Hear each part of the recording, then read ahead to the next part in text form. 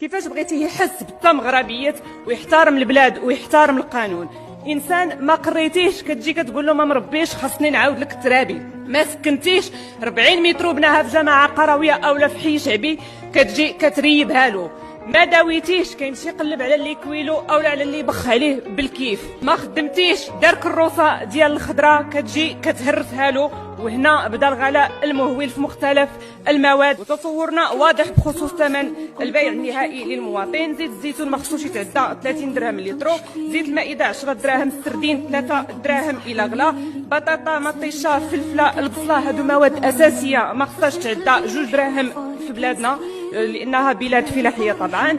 العدس اللوبيا الحمص 10 دراهم، البيض درهم، الدجاج 10 دراهم، اللحم ما خصوش يفوت 50 درهم الكيلو. الا كنتو فعلا حكومه منبثقه من الشعب هذه هي الحلول، والا كنتو حكومه ديال البطرونه شريو مع راسكم النقابات وزيدوا هلكوا الشعب كما هلكتوا التعليم، والعواقب ستكون وخيمه اكثر من اللي راها دابا. وشكرا.